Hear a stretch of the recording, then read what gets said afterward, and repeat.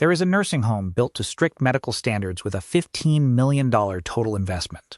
It features electric adjustable beds, a modern rehabilitation room, and a 24/7 on-call nursing staff. The vast majority of seniors who walk in here will enjoy all of these expensive services for the rest of their lives without paying a single cent. This is absolutely not a nonprofit charity project. It is not a government almshouse either. This building is operated by private medical corporations hungry for profit. How can a business survive and generate millions of dollars in profit when 60% of its customers consume services at a $0 price point? This paradox is solved by a ruthless financial machine called cross-subsidization. In economics, free does not naturally occur. It is simply being quietly shouldered by another group of people. To understand how this machine turns free into billions of dollars, we must dismantle the customer segments inside a skilled nursing facility. In the same building, eating the exact same menu, four groups of people are playing completely opposite economic roles. First is the Medicaid segment. These consumers pay $0 out of pocket. The state Medicaid program pays a fixed rate averaging $200 to $250 a day. To enter this group, a person must undergo a brutal spend-down process. They must sell their homes and drain their retirement funds until their total personal assets drop below $2,000. In accounting terms, this group causes a direct loss for the nursing home of about $20 to $40 per day on every single bed. Second is the private pay segment. They pay 100% in cash or long-term care insurance, which equals $300 to $400 a day. These are middle or upper-class people who have not depleted their assets. They stay in the room right next door and receive the same medication, but must pay 50 to 70% more than what the government pays for the poor. This massive cash difference is the first source of blood pumped into the system. Third is the short-term Medicare segment. The federal Medicare program covers astronomical rates for these patients. For example, a patient doing physical therapy after a stroke can bring in $600 to $800 a day. This massive funding source has a time limit, as Medicare only pays for a maximum of 100 days. The profit margin from this group can reach up to 40%, acting as the high-speed money printing machine of the building. Finally, there is the continuing care retirement community segment. They pay a massive entrance fee ranging from $300,000 to over $1.5 million. Clients sell their homes and hand over $500,000 to the nursing home. The facility holds this money without paying interest, invests it for profit on the stock market, and promises to return about 75 to 80% to the heirs when the client passes away. If this business model relies on taking money from the rich to cover the poor and pocketing the difference, why do investors not simply build new nursing homes that only accept private pay cash clients? The reason is that this market is protected by massive legal barriers and hidden costs that prevent cherry picking. In 35 states in the U.S., you cannot freely use your money to build a nursing home. You must obtain a certificate of need. The government evaluates if the area has enough beds. If they say it is enough, you are banned from building. The economic consequence of this law is that it creates artificial scarcity. By banning new competitors, the government forces wealthy middle-class customers to enter existing older nursing homes. Because they have enough of these high-paying customers, the facilities have the money to continue covering the losses for the free Medicaid beds. The certificate of need essentially becomes a monopoly asset worth millions of dollars in trade value. Compliance costs and strict staffing ratios also exist. This industry does not operate like a hotel. If a hotel is empty, you lay off receptionists. But nursing homes are bound by federal law. The law requires each resident to receive an average minimum of 3.48 hours of direct care per day from specialized nurses. Liability insurance for fall risks or medical errors consumes $2,000 to $5,000 per bed annually, even without a single incident. This fixed cost is so massive that if the building occupancy rate drops below 85%, the entire cross-subsidization structure will collapse and the facility will go bankrupt within months. The core mechanism to maintain this free system does not lie in cutting medical costs, but in value aggregation. Imagine the nursing home as a commercial airplane. The airline sells a first-class ticket for $5,000, not because the meal costs that much, but so they can sell 200 economy seats for $300 and cover fuel costs. The nursing home operates on a subsidized flight model at a more extreme level.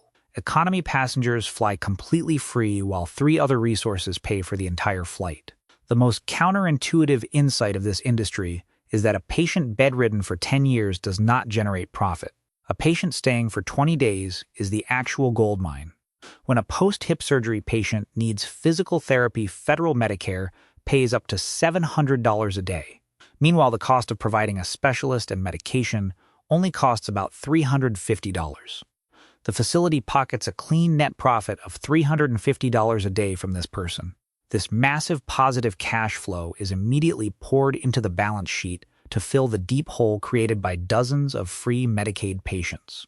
By keeping just 15 to 20% of beds for Medicare patients, the facility can cover 60% of the free beds. The second aggregation source hits direct paying families. When a family spends $9,000 a month to house their parents, they think they are paying the true market value of the service. The harsh economic truth is that the actual value of that bed is only about $6,500 a month. The $2,500 difference they pay is an invisible tax. The facility cuts this surplus and moves it to the next room to sponsor an elderly person with $0. To maintain the social safety net for the poor, the system systematically overcharges the middle class. The third source is float aggregation from entrance fees. Facilities mimic Warren Buffett's Geico business model by making money from floating cash. With 300 clients, a facility holds $150 million in interest-free cash. They throw this massive amount of money into the stock market, corporate bonds, or real estate investment trusts. If the market yields a 5% return, the facility naturally gains $7.5 million in pure profit. This Wall Street cash flow ultimately returns to fund free end-of-life medical beds. To maintain the balance of this financial flow, nursing home administrators must operate a matrix as sophisticated as a stock exchange. The internal term that shapes their survival is payer mix. Every morning, administrators look at the occupancy rate. If a public hospital calls wanting to transfer a poor Medicaid patient, but the facility has hit its 60% Medicaid ceiling, they will politely decline, saying they have no empty beds. But just 20 minutes later, if a prestigious private hospital calls to send a Medicare patient paying $750 a day, a lucky empty bed suddenly appears. This continuous redirection is how they keep their fragile profit margins from shattering. Accepting too many poor patients collapses cash flow. Accepting too few allows fixed costs to eat up profits. Shared services optimization is another solution. How do you serve a client paying $9,000 a month and a $0 client in the same building without obvious discrimination? The answer is large-scale industrial optimization. They outsource all kitchen and laundry operations to massive corporations like Sodexo or Compass Group. Using calorie quantification software and supply chain management, they compress raw food costs down to just $7 to $9 per person per day for all 3 meals. Every process, from floor cleaning solutions to soap quotas, is programmed by a central system, so the marginal cost for an additional bed approaches the absolute minimum. This cross-subsidization is highly effective but extremely fragile. A single miscalculation in payer mix or a policy shift will cause the machine to crush itself. In the 2000s, HCR ManorCare was an elder care empire with billions in revenue. In 2007, the Carlyle Group acquired the chain. They used a financial trick by selling all real estate to a real estate investment trust and then forced ManorCare to pay extremely high rent on the buildings it once owned. To afford this massive fee, ManorCare was forced to maximize its payer mix by filling beds with Medicare patients. However, they violated a core lesson, which is to never build financial leverage on government policies. In 2011, the U.S. government suddenly changed the system, cutting Medicare funding by 11%. The machine shattered. Without the massive surplus cash flow to cover Medicaid losses and pay exorbitant rent, ManorCare bled cash. In 2018, they filed for bankruptcy with $7.1 billion in debt. On the contrary, the Ensign Group is a healthcare stock with spectacular growth over the past decade thanks to mastering value aggregation. Their model is incredibly smart because they do not build new facilities. They hunt for distressed assets. They buy nursing homes on the verge of bankruptcy due to a disastrous payer mix, such as 90% Medicaid and 10% private pay. After taking over at a cheap price, Ensign immediately pours money into renovating lobbies and upgrading rehabilitation rooms so they look like high-end hotels.